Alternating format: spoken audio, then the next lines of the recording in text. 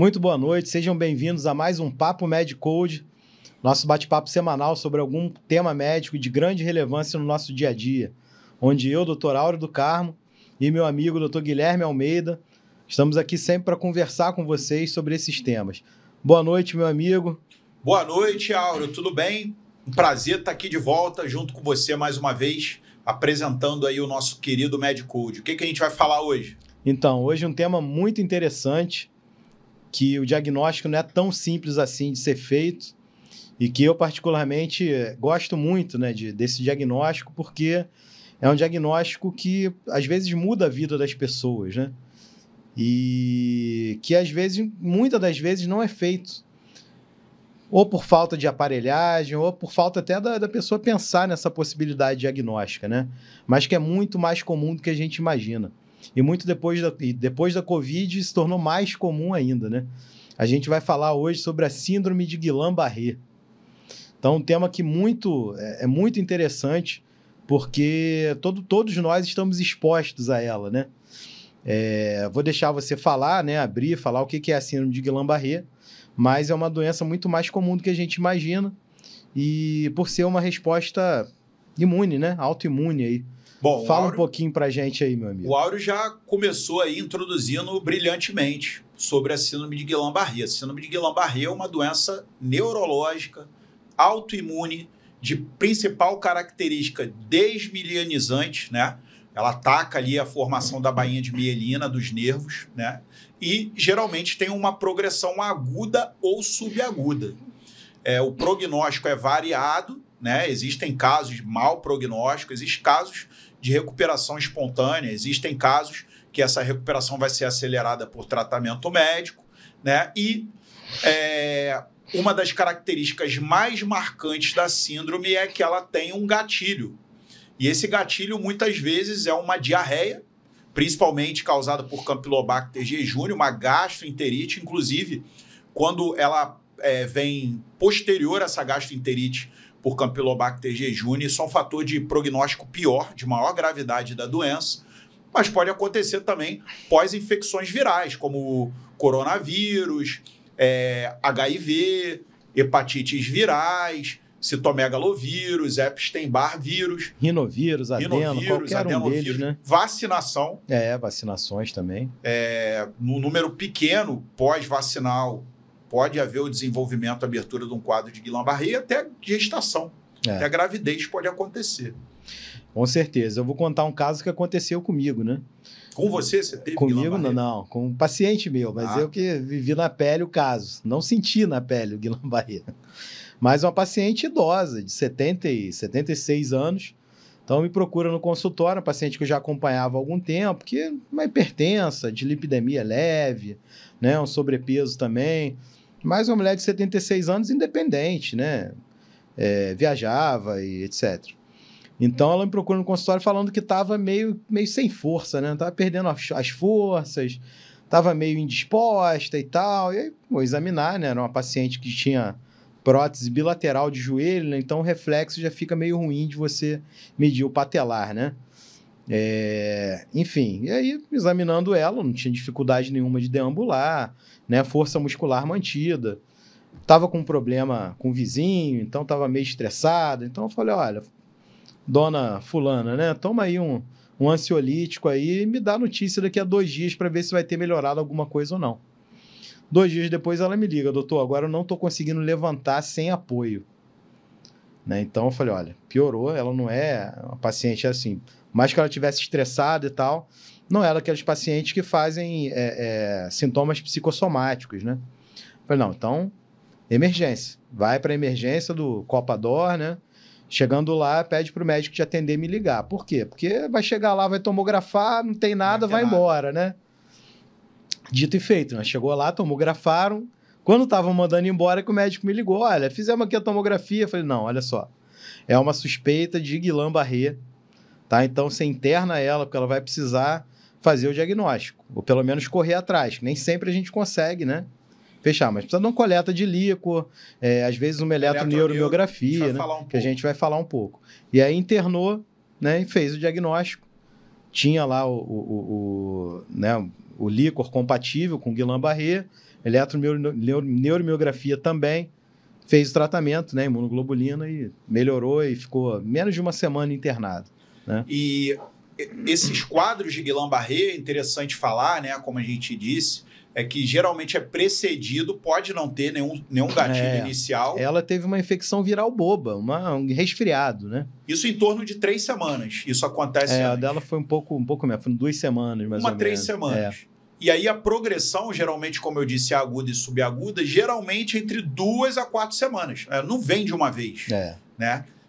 É um período arrastado, subagudo ou agudo. Né? E geralmente a paralisia ela é ascendente. Isso. Ela começa em membros inferiores, evolui para membros superiores, depois vai para tronco e espera-se que não vá para a cabeça, mas pode inclusive ir para a cabeça e gerar uma paralisia generalizada. Geralmente compromete, mata as pessoas quando compromete a musculatura ventilatória, né? Pode gerar insuficiência respiratória quando acomete a musculatura respiratória. Ela também tem uma outra característica. Dor lombar pode estar presente. Dor lombar, dor em membros inferiores pode estar presente. Raramente, mas acontece, de ir para a cabeça, ter paralisia facial, ter oftalmoplegia, né? Ter desautonomia, que é uma coisa relativamente frequente. Eu acho que 50% dos pacientes têm algum grau de desautonomia, tem tontura, né? Tem sudorese profusa ou falta de sudorese. Disfunção esficteriana não acontece, geralmente é preservada, né? E existem as variantes do Guillain-Barré. Eu falei da oftalmoplegia, tem quadros com ataxia, oftalmoplegia e a reflexia, que é Miller-Fischer, tem outras formas de Guillain-Barré, né? Então, assim, esses são as manifestações clínicas. Mas o mais importante é que paralisia aguda ou subaguda, flácida, paralisia reflexa, a principal causa do mundo é síndrome de Guillain-Barré. Passado já foi poliomielite, hoje a gente tem polio erradicada em muitos países, né? Ou casos isolados de poliomielite, mas muitas vezes o Guillain-Barré pode ser confundido com as mielites, né? Que tem quadros de choque medular que a fase inicial é paralisia reflexa e depois vai evoluir com um quadro de hiperreflexia. Então, assim, diagnóstico, gente, não é uma coisa fácil. Assim. Não, é bem complicado. Então, essa questão de internar e investigar é super importante. O mandar para casa, o arriscado, é que essa progressão ela vai ocorrendo ao longo das semanas. E assim, infelizmente nosso sistema público de saúde não tem um acompanhamento mais individualizado, né, para um paciente. Então, o paciente vai com a queixa hoje lá dessa perda de força muscular. Né? Examinado, às vezes você não consegue ver essa perda, o paciente está andando normalmente. Né? E aí, 2 dias depois, ele procura de novo a mesma emergência, mas é outro médico que vai ver, né? Não, e sabe o que é incrível? Paralisia flácida, né? A paralisia reflexa aguda, deveria ser notificado a vigilância epidemiológica.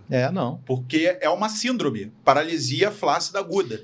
Mas assim... Pelo risco da poliomielite, né, que está em vigilância. O que a gente vê, muitas vezes, é o pessoal ignorando, né, achando que aquilo ali é psicossomático, né, que aquilo ali é o paciente que está estressado e tal. E a pesquisa do reflexo, né, a semiologia neurológica, né? Exatamente. Que a gente ensina lá para os nossos alunos lá no Gafreguin, na Unirio.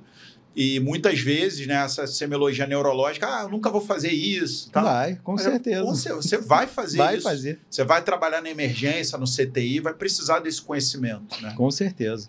E é muito útil. Até nesses casos aí, por exemplo, diferencia, né? E além do quadro clínico, né, característico que a gente citou agora, deveria ser coletado o líquor, como o Áureo falou, que o quadro clássico é achar o aumento de proteína no líquor, né, hiperproteinorraquia, com uma baixa contagem de monócitos. Né? Uma baixa celularidade em geral, né, mas com monócito baixo, né?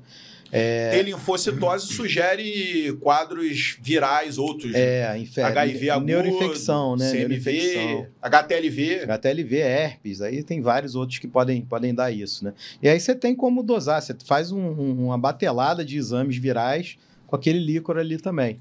Agora, né, a eletroneuromiografia é uma interpretação ultra especializada, né?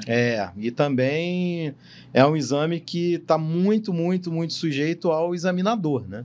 E eu já então, vivi muito isso com pacientes investigando o Guillain-Barré, né? Pacientes em que foram confundidos quadros com quadros musculares, miosites inflamatórias, foi confundido com miosite inflamatória. Naturalmente, pela desnervação do Guillain-Barré, você vai ter atrofia muscular, vai ter aumento de enzimas musculares, né? Quadros axonais, Guillain-Barrés graves podem cursar com quadros axonais e o quadro desmielinizante clássico, né? Então, a gente é um pouco refém dessa questão da eletroneuromiografia. Mas quanto mais rápido isso for feito, mais precoce será o tratamento, né? Isso. Que você já falou aí que as duas principais modalidades é a imunoglobulina e plasmaférese. Isso aí. Né? A plasmaférese também é outra coisa também que não é tão acessível assim, né? Não são todos os hospitais que têm e tal. E o que é mais utilizado na prática é a imunoglobulina. A plasmaférese, você fala 250 ml por quilo, é coisa pra caramba de troca de plasma. Muita coisa. A gente já usou até lá no Gafré. Teve um quadro de Guillain-Barré lá atípico, num menino de 18 anos. Terminou lá com 17, fez aniversário lá, deu uma camisa do Flamengo para ele, né, Mengão. E um quadro totalmente atípico, na verdade com líquor atípico, né, mas a apresentação clássica, e que fez plasmaférese, porque chegou a fazer imunoglobulina, não respondeu bem inicialmente. Aí, 17 anos, meu amigo, fica todo mundo desesperado. E não tem muita evidência de que não se você fizer... Combinado, você nunca faz ao mesmo tempo. Né? Senão exatamente. você vai estar dando a hemoglobulina e trocando plasma. Exatamente. Mas sequencialmente... Foi o que a gente fez. Mas é uma tentativa. E aí ele respondeu, assim, a imunoglobulina ele respondeu muito pouco. Né? A gente deu um tempo, agora eu não me lembro na época qual foi esse tempo, se foram 2 semanas. Porque a imunoglobulina tinha um protocolo antigo de você fazer 2 gramas por quilo de uma vez. Aí o protocolo atual é 0,4 por 5 dias. 0,4 gramas por quilo, aí você faz um dia seguinte, 5 dias seguidos. Depois não faz mais, não repete. Não, nesse menino a gente fez esses 5 dias mesmo, né? E aí aguardamos um tempo, não lembro agora se foi 1 semana ou alguns dias. Né, respondeu muito mal, não saiu de prótese ventilatória e aí a gente fez a plasmaférese. Plasmaférese você pode repetir algumas vezes a 48 Ele horas. chegou a fazer 2 sessões e aí conseguiu, saiu de prótese e tá bem, né? Reabilitou, hoje tá vida normal, né? Agora, espera-se, né, que o paciente que não evolua com insuficiência respiratória, né, não tenha que ser entubado, por exemplo, e que tenha feito o tratamento, e até o que não tenha feito o tratamento, mas não teve uma manifestação tão grave, que ele se recupere. Em geral, a recuperação é muito frequente. É uma sequela, né? Temporária. Tem uma sequela, mas ele vai sendo recuperado com reabilitação. A maioria absoluta dos casos é sequela temporária, mas tem os quadros de desmielinização mesmo, que o sujeito tem fica... Tem os quadros, né, que é a sempre, polineuropatia desmielinizante inflamatória crônica, né? Que aí é quando tem evolução de mais de 8 semanas. Aí é uma outra entidade, né? E é muito complicado. Tem, né, quadros sensitivos motores de Guillain-Barré, quadros axonais motores puros graves. Tem como você falou de variante, tem várias, né? Tem acho que 6 ou 8 variantes diferentes, cada um com a sua característica, né? Mas, assim, o recado hoje eu acho que é mais para fixar o Guillain-Barré propriamente dito. Paralisia flácida aguda. Exatamente, tem que respeitar. Não pensa só que é AVC, faz a tomografia da normal, não é nada. Não é nada, não. É alguma coisa que você não está vendo pela tomografia. Ponto. Né? Infelizmente, os hospitais públicos, de uma maneira geral, poucos são os hospitais que têm ressonância, por exemplo. Até, né? pela distribuição do quadro clínico, né? Geralmente ele é ascendente bilateral, né? Dificilmente um AVC vai ser bilateral, né? Vai dar um quadro bilateral, né? Aí quadros bilaterais com nível, né? Que a gente chama Faz a gente pensar em medula, em medula. E aí o grande diferencial talvez seja a medula, né? Às vezes você vai lá, faz a ressonância da medula, não vem nada. E aí fica essa dúvida, né? Mas é uma entidade clínica que para mim, é uma das mais importantes. Primeiro porque as pessoas não lembram, né? Assim, e todo emergencista, todo mundo da terapia intensiva, em algum momento vai esbarrar com isso. Vai, com certeza. Esses 2 casos que eu falei aqui no nosso podcast aqui, 2 casos que eu consegui publicar. né? Foram publicados, um porque a clínica era bem diferente, né? E o outro porque o líquor, né? O líquor era bem atípico, né? Então são variantes, são as tais variantes, né, do Guillain-Barré. Mas eu acho que fica o recado de sempre pensar, paralisia flácida aguda, sempre pensar em Guillain-Barré. Né? Bom, pessoal, espero que tenham gostado do nosso Papo Med-Code de hoje. Fico no aguardo para a semana que vem. Um forte abraço, até breve.